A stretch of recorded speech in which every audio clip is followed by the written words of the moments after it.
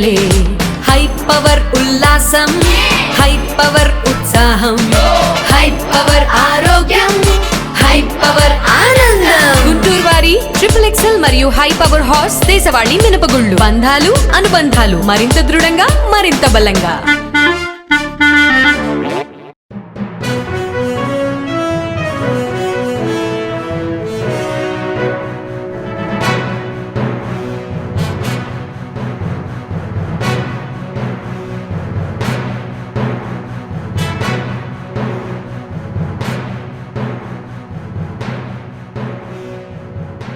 నమస్కారం. Next G news కి స్వాగతం. నేడు 1వ తేదీ సందర్భంగా ఏపీ వ్యాప్తంగా పింఛన్ల పంపిణీ కార్యక్రమం కొనసాగుతుంది. నెల్లూరు జిల్లా ఆత్మకూరు మండలం నెల్లూరు పాలెంలో చంద్రబాబు పర్యటించారు. ఈ సందర్భంగా పేదల సేవలో పింఛన్ పంపిణీ కార్యక్రమంలో ఆయన పాల్గొన్నారు. నెల్లూరు పాలెంలోని ఎస్టీ కాలనీలో అంకోచి ఇంటికి ముఖ్యమంత్రి చంద్రబాబు వెళ్లారు. ఎన్టీఆర్ భరోసా పథకం కింద అంకోచి కూతురు చలంచెర్ల సుస్మితకు ముఖ్యమంత్రి వితంతు పెన్షన్ పంపిణీ అందజేశారు. అనంతరం ఆ కుటుంబ సభ్యుల సమస్యలను అడిగి తెలుసుకున్నారు. టీటీసీ చదివిన సుస్మితకు డిఎస్సీల ఉద్యోగం కోసం ఉచితంగా శిక్షణ ఇప్పిస్తామని చంద్రబాబు ఈ సందర్భంగా హామీ ఇచ్చారు. ఆ కుటుంబంలోని అంకోచి సుమ కుమారుడికి వ్యవసాయ రంగంలో డ్రోన్ శిక్షణ ఇప్పించి ఉపాధి కల్పిస్తామని హామీ ఇచ్చారు. వీరికి సంబంధించి అన్ని ఏర్పాట్లు చేయాలని అక్కడికక్కడే జిల్లా కలెక్టర్ ను ఆదేశించారు.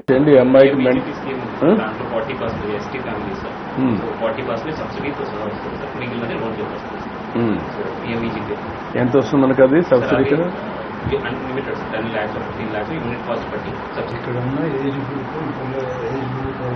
ట్రాక్టర్ డ్రైవర్లుగా ఆటో డ్రైవర్లుగా అట్లున్నా సార్ ఎవరికి ఓన్ వెహికల్ పక్కన గ్రామంలో రైతులు కానీ నాయుడు గారు వాళ్ళ వెహికల్స్కి వీళ్ళు లేబరర్స్గా డ్రైవర్గా డైలీ కూలి 700 రూపాయలు ఇస్తారు డ్రైవర్కి. అలాంటిది ఏమైనా చేయగలుగుతావా?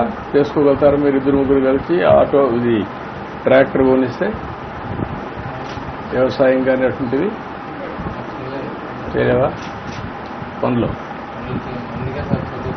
చదువుకున్నావు, చదువుకొని నెక్స్ట్ లెవెల్లో ఎట్లా చేయగలుగుతావు, ఏం చేయగలుగుతావు? ఇక డ్రోన్స్ కూడా ఇప్పుడు ప్రాఫిటబుల్ గా వస్తుంది కదా.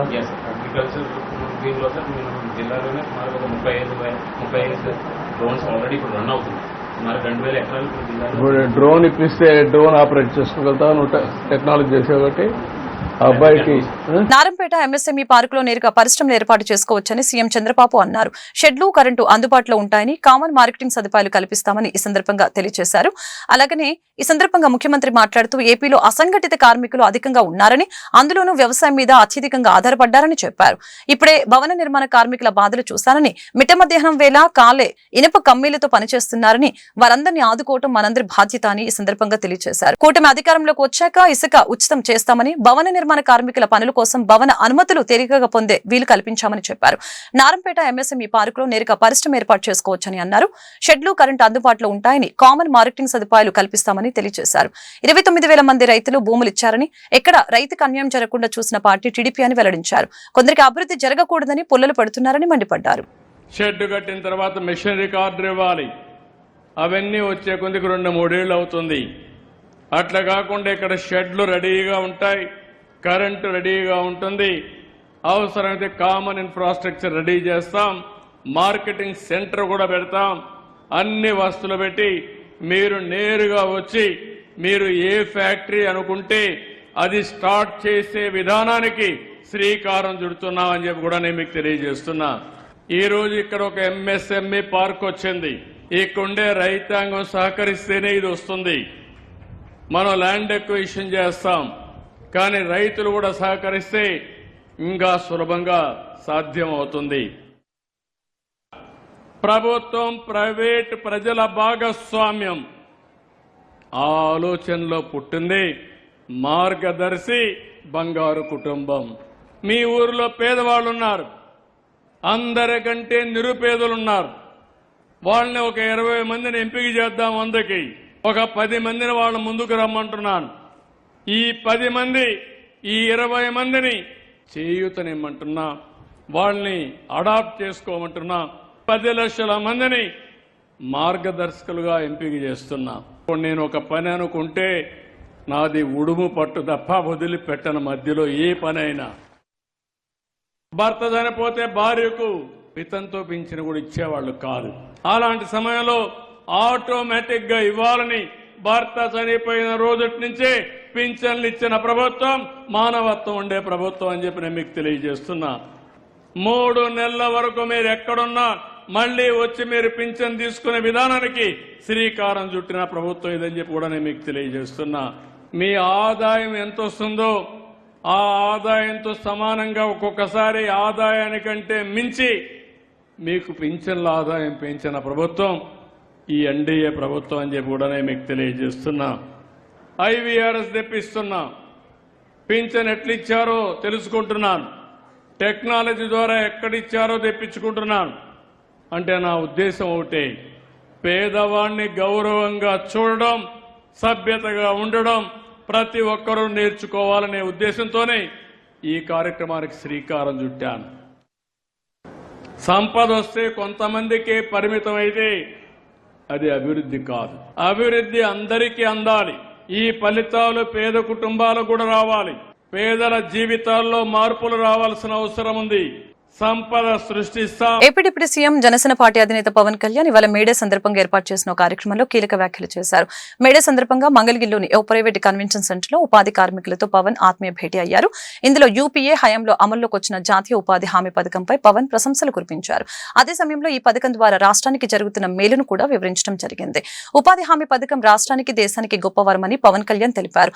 రాష్ట్రాభివృద్ధికి ఇది వెన్నెముకగా మారిందని వెల్లడించారు. ఈ పథకం వలన రాష్ట్రంలో 75 లక్షల మంది శ్రామికులు సొంత ఊర్లలోనే ఉపాధి పొందుతున్నట్లు తెలియజేశారు.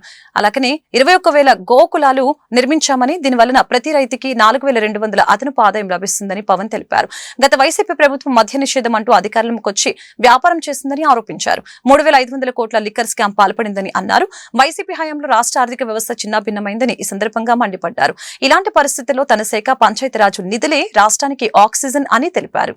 ఆంధ్రప్రదేశ్ అప్పులు పాలైపోయిన ఆంధ్రప్రదేశ్ సారా రేట్లు పెంచి సారాని నిషేధిస్తామని చెప్పి వచ్చిన ప్రభుత్వం సారా మీద డబ్బులు సంపాదించి సారా మీద స్కాములు చేసి వాళ్ళ సారోల మీద సారా తాగిన వాళ్ళ సారోల మీద డబ్బులు సంపాదించి 3,200 కోట్లు ఇప్పటికీ తేలిన లెక్క. వాళ్ళు చేస్తుంటే అలాంటి శిథిలమైపోయిన ఆర్థిక వ్యవస్థ చిన్నాభిన్నం అయిపోయిన పరిస్థితుల్లో ఈ పంచాయతీరాజ్ నిధులు రాష్ట్రానికి ప్రాణవాయువు అయినాయి. నిజంగా అది ఆక్సిజన్ అయిపోయింది మనందరికీ.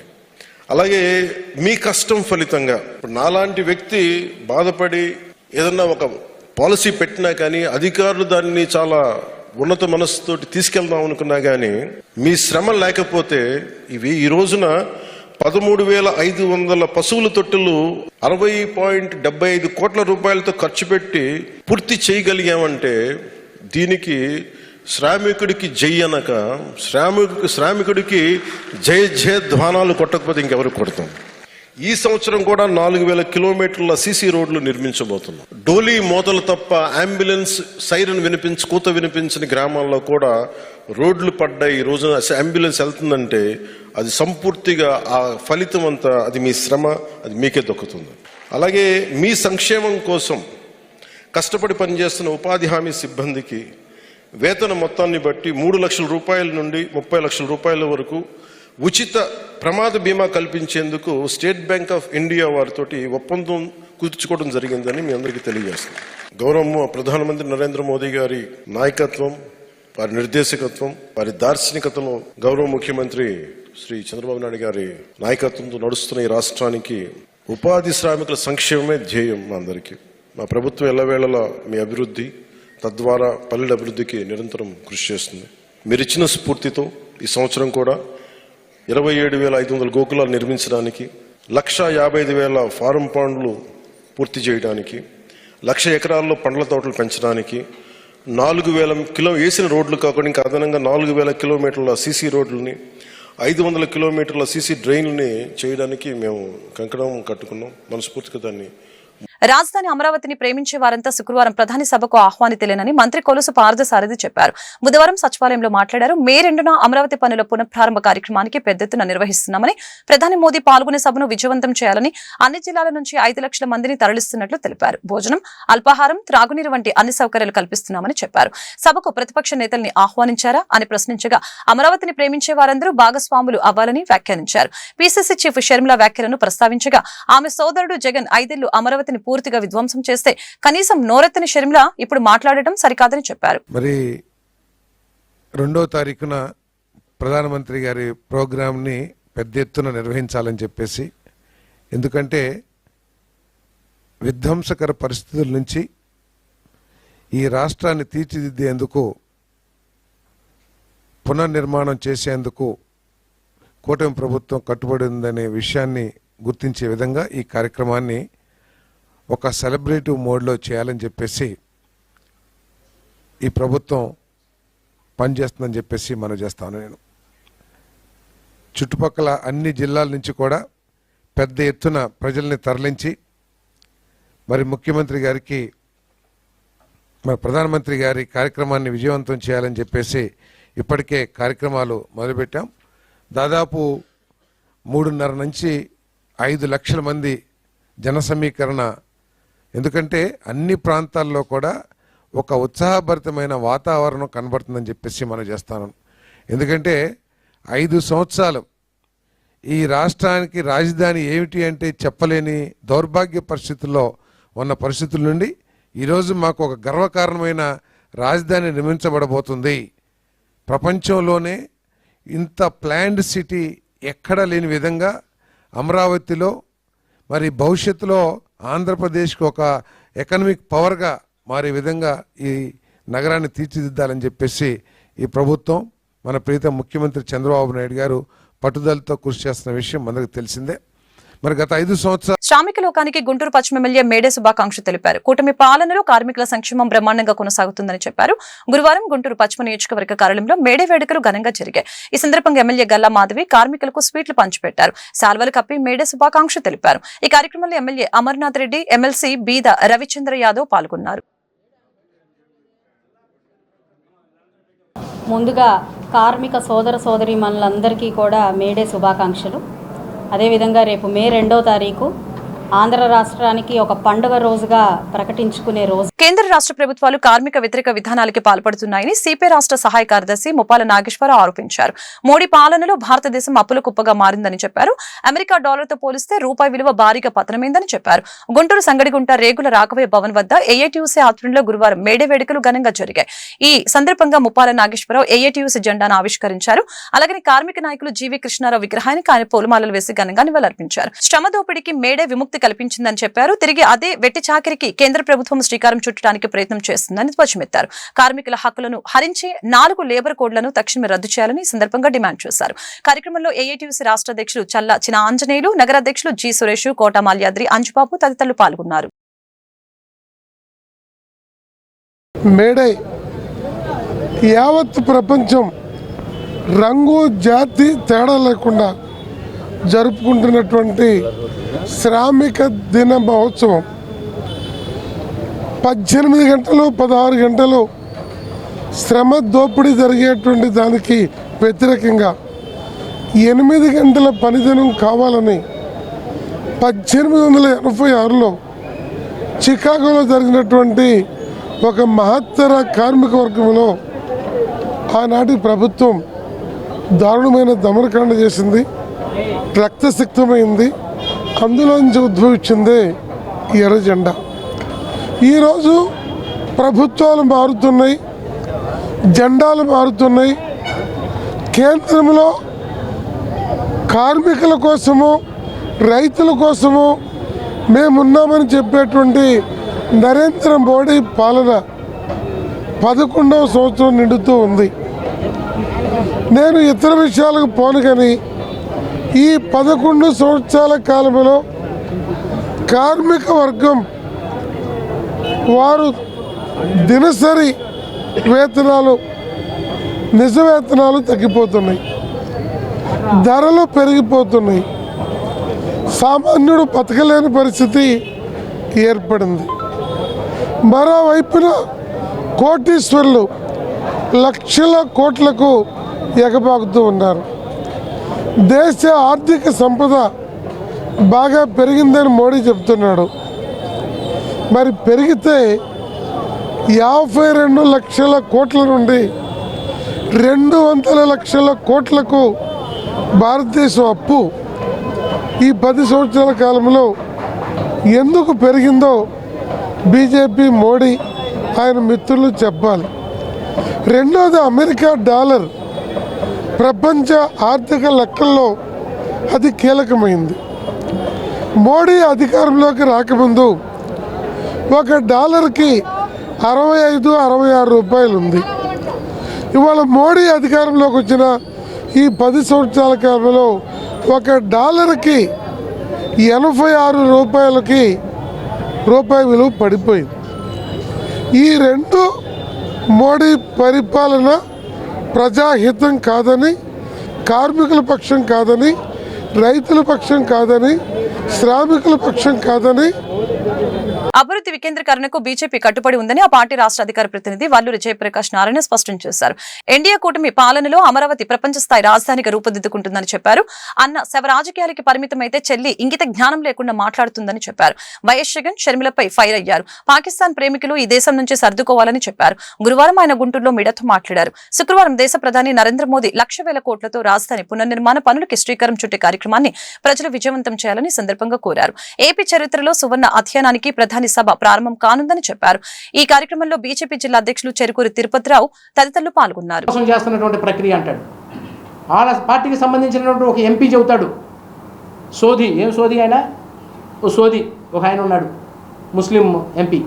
ఆయన చెప్తాడు ఇదంతా కూడా నరేంద్ర మోదీ గారు కావాలని చెప్పి చేపిస్తున్నటువంటి ప్రక్రియ అని. ఇంకా ఉంది మహాతల్లి. కొంతకాలం తెలంగాణ అంటది, కొంతకాలం ఆంధ్ర రాష్ట్రం అంటది, కొంతకాలం నేను దేశానికి నేతను అంటది.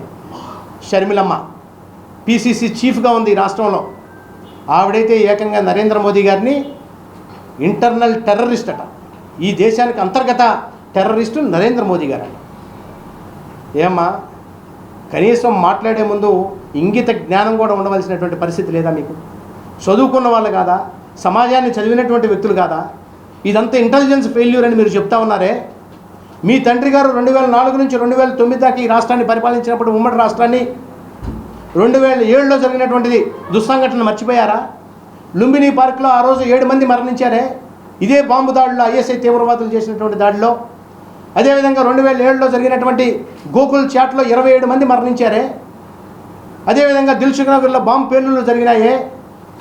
ఏ రోజైనా మీరు బయటకు వచ్చి ఒక్క మాట స్పందించారా? మీరు కానీ మీ పార్టీకి సంబంధించిన వ్యక్తులు కానీ ఆ రోజు మేమేమన్నా మిమ్మల్ని ఇంటెలిజెన్స్ ఫెయిల్యూర్ కింద మాట్లాడామా? ఇంకా చెప్పుకోవాల్సి వస్తే మీ సోనియా గాంధీ, మీ రాహుల్ గాంధీ నేతృత్వంలో 2004 నుంచి 2014 దాకా సుమారుగా ఈ దేశంలో బాంబు దాడుల వల్ల 567 మంది చనిపోయారు. అది ముంబైలో జరిగినటువంటి పేలుళ్ళు కానివ్వండి, అదేవిధంగా ఢిల్లీలో సినిమా థియేటర్లో జరిగిన పేలుళ్ళు కానివ్వండి, కేరళలో జరిగినటువంటి బాంబు దాడి కానివ్వండి, కర్ణాటకలో జరిగిన బాంబు దాడి కానివ్వండి, అనేక రకాలుగా ప్రాణాలు కోల్పోయారు. ఆ రోజు దేశమంతా మీ వెనకాల నిలబడి, మీ వెనకాల మేమంతా ఉన్నాము అని చెప్పి ప్రతిపక్ష పార్టీలతో పాటు అఖిలపక్ష సమావేశాలు ప్రతి సందర్భంలో కూడా చెప్పి మీతో పాటు కలిసి ప్రయాణం చేసినటువంటి పరిస్థితి. మీరు చరిత్ర తెలుసుకోకుండా, మీ తండ్రి యొక్క చరిత్ర, మీ పార్టీ యొక్క చరిత్ర తెలుసుకోకుండా మీ ఇష్టం వచ్చినప్పుడు పేలాపన పేలితే భారతీయ జనతా పార్టీ, కేంద్ర ప్రభుత్వం, రాష్ట్ర ప్రభుత్వాలు ఊరుకోవు. మీలాంటి వాళ్ళని బయటకి ఈ దేశానికి ద్రోహుల్లాగా మిమ్మల్ని అందరూ కూడా ప్రజలందరూ కూడా ఇప్పటికే గుర్తించారు. కాబట్టి మిమ్మల్ని ఈ దేశంలో, ఈ పార్టీని, కాంగ్రెస్ పార్టీని ఈ దేశం నుంచి వెళ్ళగొట్టేటటువంటి ప్రయత్నం జరుగుతూ ఉంది. ముఖ్యంగా మరొక విషయం ఈ సందర్భంగా కూడా మనం చెప్పుకోవాలా.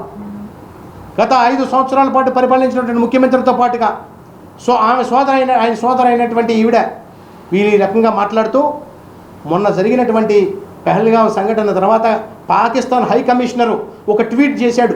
నరేంద్ర మోదీ గారు ఒక ఆయన చెప్తూ, లండన్ సిటీలో అమరావతి రాజధాని పునర్నిర్మాణ పనులు విజయవంతంగా పూర్తి కావాలని ఆకాంక్షిస్తూ గుంటూరు పశ్చిమ నియోజకవర్గ టీడీపీ వాణిజ్య విభాగం అధ్యక్షులు తల్లం శేఖర్ ఆధ్వర్యంలో గురువారం పాదయాత్ర కార్యక్రమం ఘనంగా నిర్వహించారు. గురువారం ఆరగ్రహారం కన్యక పరమేశ్వర అమ్మవారి దేవస్థానం వద్ద నుంచి ప్రారంభమైన ఈ పాదయాత్ర పటాభిపురం రామాలయం మీదుగా గోరంట్ల వెంకటేశ్వర స్వామి గుడి, అనంతవరం వెంకటేశ్వర స్వామి గుడి, వెంకటపాలెం వెంకటేశ్వర స్వామి గుడి వరకు సాగనుంది. ప్రతి ఒక్క దేవస్థానంలో 101 కొబ్బరికాయలు కొట్టి మొక్కు చెల్లించుకుంటున్నట్లు తల్లం శేఖర్ కొనకల్ల సత్యం మీడియాకు వివరించారు. దేశ ప్రధాని నరేంద్ర మోదీ, రాష్ట్ర ముఖ్యమంత్రి చంద్రబాబు నాయుడు, డిప్యూటీ సీఎం పవన్ కళ్యాణ్ నేతృత్వంలో అమరావతి రాజధాని అద్భుతంగా రూపుదిద్దుకుంటుందని చెప్పారు. శుక్రవారం దేశ ప్రధాని నరేంద్ర మోదీ పాల్గొని రాజధాని పునర్నిర్మాణ సభ విజయవంతం చేసేందుకు ప్రజలందరూ సిద్ధంగా ఉన్నారని చెప్పారు. ఈ కార్యక్రమంలో టీడీపీ నాయకులు టంగుటూరి శివ, వేమ, విజయకాంత్, నాగభూషణం, పూసల శ్రీను, చింతకాయల వెంకట సాయి, కొత్తమాస శ్రీనివాసు పాల్గొన్నారు. ముందుగా మేడే సందర్భంగా కార్మిక సోదరులందరికీ మేడే శుభాకాంక్షలు తెలియజేస్తున్నాము. అలాగే రేపు మే 2వ తారీఖున అమరావతి పునర్నిర్మాణ శంకుస్థాపనకి మోడీ గారు వస్తున్న సందర్భంగా చంద్రబాబు నాయుడు గారి ఆధ్వర్యంలో జరిగే పునర్నిర్మాణ పనులకు ఆకాంక్షిస్తూ ఏదైతే గత ప్రభుత్వంలో అమరావతిని నిర్వీర్యం చేసి జగన్మోహన్ రెడ్డి రాక్షస పాలన కొనసాగించాడో దానికి అనుగుణంగా చంద్రబాబు నాయుడు గారి ఆధ్వర్యంలో మోడీ గారు 1,00,000 కోట్ల పెట్టుబడుల లక్ష్యంగా రేపు అమరావతికి విచ్చేస్తున్న సందర్భంగా ఎటువంటి ఆటంకాలు లేకుండా అమరావతి పునర్నిర్మాణం జరగాలని కోరుకుంటూ అమరావతి గుంటూరు శ్రీ వాసవి కన్యకా పరమేశ్వరి గుడి నుంచి 5 గుళ్ళలో ఒక్కొక్క గుడి దగ్గర 1000 కొబ్బరికాయ కొట్టుకుంటూ పాదయాత్ర కొనసాగిస్తున్నాము. ఇక్కడ కన్యకా పరమేశ్వరి గుడి దగ్గర నుంచి బయలుదేరి పట్టాభిపురం రామాలయం వద్దకు, తర్వాత గోరంట్ల శ్రీ వెంకటేశ్వర స్వామి గుడి వద్ద మొక్కుబడి చెల్లించుకొని అనంతరం శ్రీ వెంకటేశ్వర స్వామి గుడిలో మొక్కుబడులు చెల్లించుకొని వెంకటపాలెం వెంకటేశ్వర స్వామి గుడి దగ్గర చేరుకోవడం జరుగుతుంది. రాజధాని అమరావతి పునర్నిర్మాణ శంకుస్థాపన కార్యక్రమానికి విచ్చేస్తున్న ప్రధానమంత్రి నరేంద్ర మోడీ గారికి, స్వర్ణాంధ్ర నిర్మాత, ప్రపంచంలోనే ఏ ముఖ్యమంత్రి కానీ చేయలేని పని చేయగల సమర్థున్న నాయకుడు నారా చంద్రబాబు నాయుడు గారు రేపు మన అమరావతి పునర్నిర్మాణానికి నరేంద్ర మోడీ గారిని పిలిపించి మళ్ళా ఈ ఆంధ్రప్రదేశ్కి ఇదే ఏకైక రాజధాని అమరావతిని తెలియజేస్తూ 1,00,000 కోట్ల పెట్టుబడి ధ్యేయంగా ప్రపంచంలో ఏ రాష్ట్రానికి ఏ దేశానికి కూడా లేని రాజధానిని మన ఆంధ్రప్రదేశ్కి 5 కోట్ల ఆంధ్రుల కళ కాదు, ప్రపంచంలో 20 కోట్ల ఆంధ్రుల కళగా దీన్ని పునర్నిర్మాణం చేయబోతున్నారు. కాబట్టి ఈ యొక్క పునర్నిర్మాణానికి సంఘీభావంగా మా మిత్రుడు పశ్చిమ నియోజకవర్గ వాణిజ్య విభాగం అధ్యక్షులు తల్లం శేఖర్ గారి ఆధ్వర్యంలో జరగబో ఈ కార్యక్రమానికి ప్రజల మద్దతుతో పాటు ఆ దేవుని మద్దతు Telugu Desam party, BJP, Janasena, NDA కూటమి మద్దతు కూడగట్టుకొని ఈ పాదయాత్రని చేస్తున్నాడు. ఈ పాదయాత్ర సంఘీభావంగా నగరంలో ఉన్న అన్ని రాజకీయ పార్టీలు, ప్రజా సంఘాలు ఈ అమరావతి పునర్నిర్మాణానికి ప్రతి ఒక్కరూ కట్టుబడి ఉన్నారు. కాబట్టి మా యొక్క వాణిజ్య విభాగ అధ్యక్షుడు తల్లం శేఖర్ గారి పాదయాత్రకి సంఘీభావం తెలియజేయవలసిందిగా మరీ కోరుతున్నాము. జై హో తెలుగుదేశం. దేశ ప్రధాని నరేంద్ర మోదీ పాల్గొనే అమరావతి రాజధాని పునర్నిర్మాణ సభ నా భూతో నా భవిష్యత్తులో జరుగుతుందని పలమనేరు ఎమ్మెల్యే అమర్నాథ్ రెడ్డి తెలిపారు. ఏపీ చరిత్రలోనే ఈ సభ ఒక మైలురాయిగా నిలుస్తుందని చెప్పారు. గుంటూరు పశ్చిమ నియోజకవర్గం నుంచి భారీగా ప్రజలు ఈ సభకు వస్తారని పేర్కొన్నారు. గుంటూరు పశ్చిమ ఎమ్మెల్యే కార్యాలయంలో ఏర్పాటు చేసిన మీడియా సమావేశంలో ఆయన మాట్లాడారు. ప్రధాని సభకు వచ్చే ప్రజలకు అన్ని సౌకర్యాలు కల్పిస్తున్నామని చెప్పారు. మాజీ సీఎం జగన్ తీసుకున్న అనాలోచిత నిర్ణయాల కారణంగా రాజధాని నిర్మాణం అర్థాంతరంగా ఆగిపోయిందని ధ్వజమెత్తారు. రాజధాని అమరావతి మహానగరంగా రూపుదిద్దుకుంటుందని చెప్పారు. ఈ సమావేశంలో ఎమ్మెల్యే గల్లా మాధవి, ఎమ్మెల్సీ బీద రవిచంద్ర యాదవ్ పాల్గొన్నారు. రేపు జరగబోయేటువంటి అమరావతి పునర్నిర్మాణ సభ మోడీ గారి చేతుల మీద నభూతో నభో భవిష్యత్ అనే విధంగా భారతదేశ చరిత్రలోనే ఆంధ్ర రాష్ట్ర రాజధాని పునర్నిర్మాణం ఒక మైలురాయిగా నిలిచిపోవాలనేటువంటి ఆలోచనతో ఈ ప్రాంత ప్రజలందరూ కూడా ఉన్నారు. ముఖ్యంగా గుంటూరు మున్సిపల్ కార్పొరేషన్లో గుంటూరు వెస్ట్కి సంబంధించి, ఈస్ట్కి సంబంధించి దాదాపు స్వచ్ఛందంగా 60,000 పైచిలుకు ప్రజలు వస్తారనేటువంటి నమ్మకంతో ఉన్నాం. ప్రతి ఒక్కరూ ఉత్సాహంగా ఉన్నారు. వాళ్ళకు కావాల్సినటువంటి ట్రాన్స్పోర్ట్ ఫెసిలిటీస్ కానీ, భోజన సౌకర్యాలు కానీ, వేసవి కాలం కాబట్టి త్రాగునీటికి సంబంధించినటువంటి సౌకర్యాలు కానీ అన్నీ కూడా పూర్తి స్థాయిలో అటు అధికారులతో కోఆర్డినేట్ చేసుకొని పార్టీ యంత్రాంగం మొత్తం కూడా, కూటమి పార్టీకి సంబంధించినటువంటి నాయకులు మొత్తం కూడా బ్రహ్మాండంగా కూడా ఈ కార్యక్రమాన్ని విజయవంతం చేయాలా అనేటువంటి ఆలోచనతో పనిచేస్తూ ఉన్నారు. గుంటూరు ఈ ప్రాంతం ప్రత్యేకంగా తెలుగుదేశం పార్టీకి పెట్టని కోట వంటిది. ఎప్పటి నుంచినో కీర్తిశేషులు నందమూరి తారక రామారావు గారు పార్టీ స్థాపించినటి నుంచి కూడా ఈ నియోజకవర్గం తెలుగుదేశం పార్టీకి బ్రహ్మాండంగా కూడా ఆనాటి నుంచి కూడా వెన్నంటి ఉన్నటువంటి నియోజకవర్గం. ఈ ప్రాంతంలో అతి ఎక్కువ మంది కూడా పక్కనే అమరావతి లాంటి మహానగరం వస్తూ ఉంది. గత ప్రభుత్వంలో ఆ నగరాన్ని రానియకుండా గత ప్రభుత్వ నిర్ణయాలు, జగన్మోహన్ రెడ్డి గారి నిర్ణయాల వల్ల, దారుణమైనటువంటి నిర్ణయాల వల్ల పూర్తిగా కూడా అమరావతిని లేకుండా చేయాలనేటువంటి ఒక మూర్ఖపు ఆలోచనతో గతంలో జరిగాయి. దాన్ని తిరిగి మళ్ళీ చంద్రబాబు నాయుడు గారు తిరగరాసే కార్యక్రమం ద్వారా, ప్రజలు ఇచ్చినటువంటి అచంచలమైనటువంటి తీర్పు ద్వారా ఈరోజు అటు మోడీ గారు కానీ, ఇటు చంద్రబాబు నాయుడు గారు కానీ, పవన్ కళ్యాణ్ గారు కానీ ఈ కార్యక్రమాన్ని బ్రహ్మాండంగా కూడా విజయవంతం చేస్తూ ఈ రాష్ట్రానికి కేంద్రం నుంచి అన్ని విధాల సహాయ సహకారాలు వస్తాయనేటువంటి ఆలోచనతో ఈరోజుగా మోడీ గారి చేతుల మీదుగా ఈ కార్యక్రమాన్ని బ్రహ్మాండంగా విజయవంతం చేయాలనేటువంటి ఆలోచనతో ఉన్నారు. కాబట్టి అందరూ కూడా కూటమి ప్రభుత్వం రాకతో ఏపీకి పూర్వ వైభవం వచ్చిందని ఎమ్మెల్యే గల్లా మాధవి తెలిపారు. మన కలలు రాజధాని పునర్నిర్మాణం జరగబోతుందని చెప్పారు. జగన్ నిర్వాకం వల్లనే ఏపీ రాజధాని లేని రాష్ట్రంగా మిగిలిపోయిందని దుయ్యపట్టారు. గుంటూరు పశ్చిమ ఎమ్మెల్యే కార్యాలయంలో గురువారం ఏర్పాటు చేసిన మీడియా సమావేశంలో ఆమె మాట్లాడారు. శుక్రవారం దేశ ప్రధాని పాల్గొనే రాజధాని పునర్నిర్మాణ సభకు లక్షలాది మంది ప్రజలు హాజరవుతున్నట్టు తెలిపారు. ఈ సభలో పాల్గొనే ప్రజలకు ఇబ్బందులు లేకుండా అన్ని సౌకర్యాలు కల్పిస్తామని చెప్పారు. మన కలల రాజధాని అయిన అమరావతి పునర్నిర్మాణం కోసం నరేంద్ర మోడీ గారు విచ్చేయుచున్నారు. మరి గడిచిన 5 సంవత్సరాల నుంచి మనం చూసాము. ఎన్నో కలలతో ఈ అమరావతిని అన్ని రాజధానుల కంటే ధీటుగా ఏర్పాటు చేసుకోవాలి అని చెప్పి చంద్రబాబు నాయుడు గారు కన్న కలల్ని గత ప్రభుత్వం నిర్వీర్యం చేసిన పరిస్థితుల్లో ఆంధ్ర రాష్ట్రానికి రాజధాని లేకుండా పోయింది. మరి అలాంటి పరిస్థితుల్లో మళ్ళీ కూడా మన రాష్ట్రానికి పూర్వ వైభవం వచ్చింది. కూటమి ప్రభుత్వం ఏర్పడి మంచి ప్రభుత్వంగా ముందుకు వెళ్తుంది. అడుగడుగున ఇచ్చిన హామీలతో మన ప్రభుత్వం ముందుకు వెళ్తున్న క్రమంలో ఈరోజు రాజధాని ఏర్పాటుకు కూడా ముందు అడుగు వేసి రేపు దీన్ని పునర్నిర్మించుకునే దానికి శంకుస్థాపన చేసుకోవడం జరుగుతూ ఉంది. దీనికోసం ఈ జన సమీకరణ కోసం దాదాపుగా 4 నుంచి 5 లక్షల జన సమీకరణ అవుతుంది అని అంచనా వేయడం వల్ల అడుగడుగునా కూడా ప్రతి డిస్ట్రిక్ట్కి, ప్రతి జిల్లాకి ఒక ఇన్ఛార్జ్ మినిస్టర్ని, అదేవిధంగా ఒక ఎమ్మెల్యేలని దీనికి అసైన్ చేసి డిపార్ట్మెంట్ అందరినీ కూడా ఇన్వాల్వ్ చేసి ఎక్కడా కూడా ఏ అసౌకర్యాలకి ప్రజలు గురవ్వకుండా చూసుకునే విధంగా ఒక కార్యాచరణని రూపొందించి బస్ రూట్ల దగ్గర నుంచి అన్నపానాదుల మనకి అరేంజ్మెంట్స్ దగ్గర నుంచి పార్కింగ్ దగ్గర నుంచి కూడా ఎక్కడ ఇబ్బంది కలగకుండా, మరి వేసవి కాలంలో ప్రజలు ఇబ్బంది పడకుండా వచ్చేలాగా చూసేందుకు అందరం కూడా సంసిద్ధమై ఉన్నాము. అందరూ చాలా స్వచ్ఛందంగా ఈ యొక్క కార్యక్రమానికి వచ్చి ఈ ఆంధ్ర రాష్ట్ర అభివృద్ధి కోసం పాటుపడుతున్న చంద్రబాబు నాయుడు గారు, అదేవిధంగా కూటమి ప్రభుత్వ నాయకుల యొక్క కృషిని ప్రశంసించడం కోసం రేపు అందరూ కూడా రానున్నారు. చాలా విజయవంతం అవ్వాలి అని చెప్పి మేము అందరం కూడా కోరుకుంటున్నాం.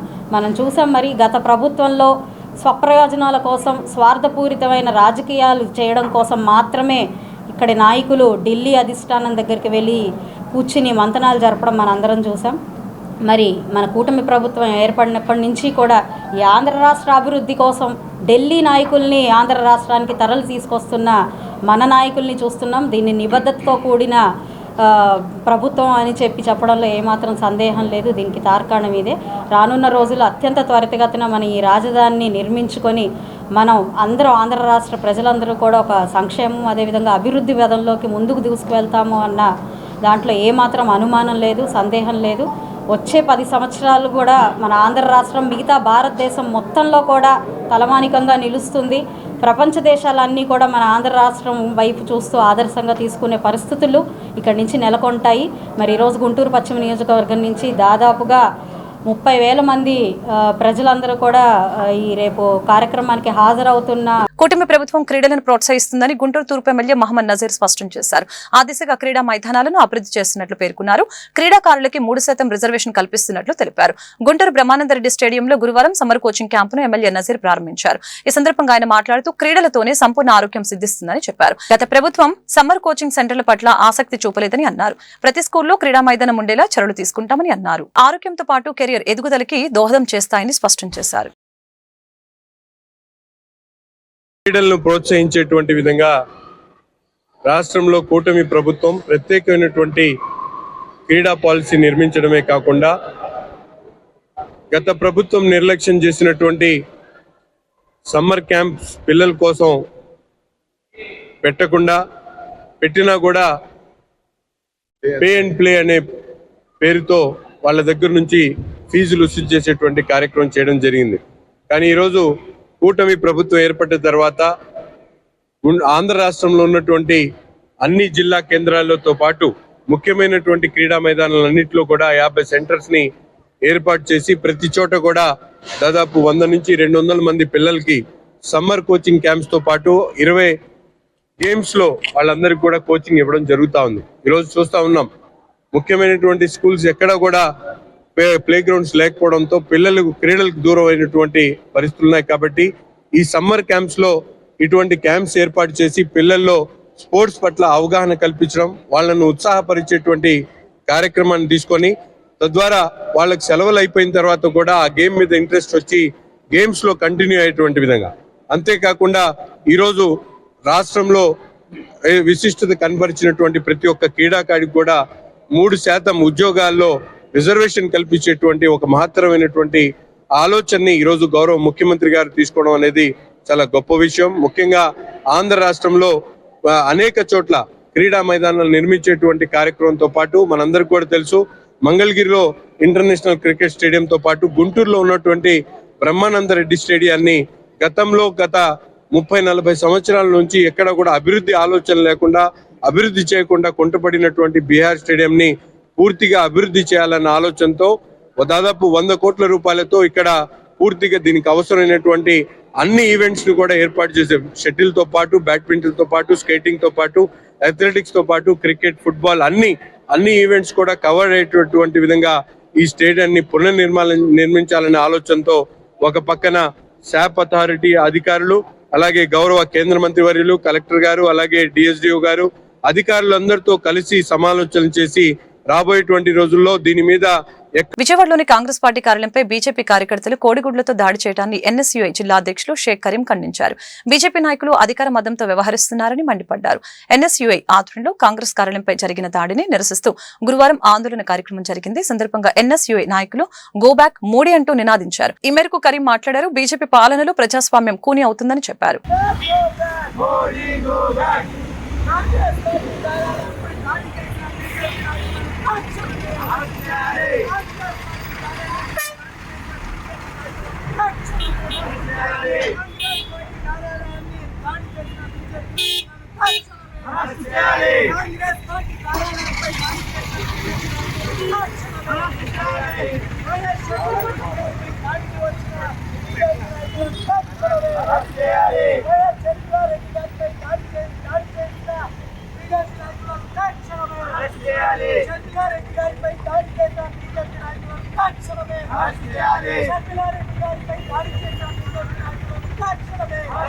వైసీపీ జిల్లా కార్యాలయంలో మేడే వేడుకలు ఘనంగా జరిగాయి. ఈ సందర్భంగా మేడే జెండాను వైసీపీ ట్రేడింగ్ యూనియన్ నాయకులు పవన్ ఆవిష్కరించారు. ఈ మేరకు వైసీపీ నాయకులు మోదుగుల వేణుగోపాల్ రెడ్డి మేడతో మాట్లాడారు. శ్రామిక లోకానికి మేడే శుభాకాంక్షలు తెలిపారు. వైసీపీ పాలనలో కార్మిక సంక్షేమం దృష్టిలో ఉంచుకొని అనేక కార్యక్రమాలు అమలయ్యాయని గుర్తు చేశారు. వైఎస్ఆర్ కాంగ్రెస్ పార్టీ ఈ రోజున ప్రతి ఊరు వాడ ఎక్కడైతే కార్మికులు ఉన్నారో ఎక్కడైతే శ్రమ ఉన్నదో అక్కడ ఉండేటువంటి పార్టీ మేడే అంటే ప్రపంచవ్యాప్తంగా జరుపుకునేటువంటి ఏకైక పండగ దినం. ఇది కార్మికుల శక్తిని కార్మికుల యొక్క శ్రమని దోపిడీ కాకుండా వారికి అండగా ఉండేటటువంటి పొలిటికల్ పార్టీల్లో వైఎస్ఆర్ కాంగ్రెస్ పార్టీ మొట్టమొదటిగా ఉంటుంది. ఈ రోజున మేడే రోజున అనేక మంది కార్మికులు ఈ రోజున వాళ్ళ ఇంట్లో పండగల వాతావరణం చేసుకుంటూ ఉన్నారు. అయితే కార్మికులు కర్షకులు అనేటువంటి రెండు వినాదాలతోటి ప్రపంచం ముందుకెళ్తూ ఉంది. అందుకని ముఖ్యంగా మేడే రోజున మా సోదరుడు పవన్ నాయకత్వంలో ఈ రోజున గుంటూరు జిల్లా వైఎస్ఆర్ కాంగ్రెస్ పార్టీ ఆధ్వర్యంలో ఘనంగా జరుపుకుంటున్నాం. అయితే ఈ యొక్క కార్మికులకి న్యాయం చేయాల్సినటువంటి బాధ్యత తెలుగుదేశం పార్టీ ప్రభుత్వం నేర్చుకోవాలి. ఎందుకంటే సింపుల్గా మేడే అంటే ఇది ఒక అలంకారప్రాయంగా చేసేటువంటి రోజు కాదు. వాళ్ళ కన్నీటి చుక్కల్ని, వాళ్ళ ఆర్తనాదాలని ఆపాల్సినటువంటి మేడే రోజున. అందుకని నేను ఒకటే కార్మికులు కోరుకుంటా ఉన్నాను, మీరు డిమాండ్స్, ఎందుకంటే వైఎస్ఆర్ కాంగ్రెస్ పార్టీలోకి తెలుగుదేశం పార్టీలోకి ఈ సంవత్సర కాలంలో ఏ కార్మికుడు ఎంత కోల్పోయాడు అనేటువంటిది కూడా మనం ప్రజల ముందు తీసుకెళ్లాల్సిన బాధ్యత. ఎందుకంటే ఆటోలు రిపేర్లకు 10,000 ఇచ్చేవాళ్ళు, ఇప్పుడు ఆ ఊసే లేదు. ఎందుకంటే దాదాపు రోడ్లు లో ఉన్నటువంటి ట్యాక్సులు కానీ గిక్సులు కానీ అన్నిటి కూడా వేవ్ ఆఫ్ చేసినటువంటి జగన్మోహన్ రెడ్డి ఎక్కడ, చంద్రబాబు నాయుడు గారు ఎక్కడ. అందుకని మేడే రోజు అనేటువంటిది ఒక అలంకారప్రమైన రోజు కాదు, ఇది డెఫినెట్గా కార్మికులకు అండగా ఉండాల్సిన రోజు. వైఎస్ఆర్ కాంగ్రెస్ పుట్టిందే కార్మికుల శ్రమలో నుంచి, కార్మికుల చెమటలోంచి పుట్టినటువంటి పార్టీ. అందుకని చంద్రబాబు నాయుడు కంటే కూడా జగన్మోహన్ రెడ్డిని ఈరోజు మనసులో పెట్టుకున్నటువంటి ఈ యొక్క కార్మికులందరికీ పేరు పేరున హృదయపూర్వక అభినందనలు తెలియజేసుకుంటూ మరొకసారి మీ అందరికి కూడా ఈ YSR Congress TUC trade union సందర్భంగా వైఎస్ఆర్ టీయూసీలోనే ఉంది యువజన శ్రామిక రైతు పార్టీ. ఈరోజు ప్రపంచమంతా కార్మికుల దినోత్సవం సందర్భంగా ఈ యొక్క మేడే పురస్కారం దించుకొని పెద్దలు గురువర్యులు మోదురు వెనుగపాలరెడ్డి గారు, అలాగే తాడికొండ ఇన్ఛార్జి మా అన్న అమ్మరావు డేమండ్ బాబు గారు ఇద్దరు సహకారంతో ఈ యొక్క జెండా ఆటో కార్మికులు, అలాగే పెయింటర్లు, అలాగే వర్కర్లు అందరూ కలిసి ఈ జెండా ఆవిష్కరణ జరుగుతుంది. ఇదివరకు ఆటో కార్మికులకి జగనన్న ఆధ్వర్యంలో ఒక ఆటో కార్మికుడికి సంవత్సరానికి ఒక 75,000 రూపాయల ఆటోతో కలిపి పిల్లల ఫీజు కానీ, ఫీజు రియంబర్స్మెంట్ కానీ, ఆటో డ్రైవర్ అనేది ఒక కేసు ఇంతవరకు పడలా. ఈరోజు రోడ్డు మీద అడుక్కి కేసు కొడుతున్నారు. ఇదివరకు 330 రూపాయలు జగన్ గారి గవర్నమెంట్లో, ఈరోజు 1730 రూపాయలు నో పార్కింగ్లో కేసు కొడుతున్నారు. ఇలాగే ఆటో కార్మికులు జగన్మోహన్ రెడ్డి గారు ఉన్నప్పుడు ఏ ఇబ్బంది లేకుండా పిల్లల ఫీజు కానీ ఏదైనా, ఇవాళ నేను ఆటో కార్మికుడు, నేను ఇవాళ రోజు నా పిల్ల ఫీజు సీట్ కొడితే బీటెక్లో రాత్రి ఫోన్ చేసి పిల్లకి ఫీజు పడలేదు, హాస్టల్ ఫీజు కట్టాలి, ఎగ్జామ్ రాపియం బీటెక్ అంటున్నారు. అలాగే ప్రతి ఒక్క ఆటో డ్రైవర్లు ఇబ్బందులు పడుతున్నారు. అవన్నీ మా గోడు. ఈ వార్తలు ఇంతటితో సమాప్తం. మరొక బులెటిన్లో మళ్ళీ కలుద్దాం. నమస్కారం.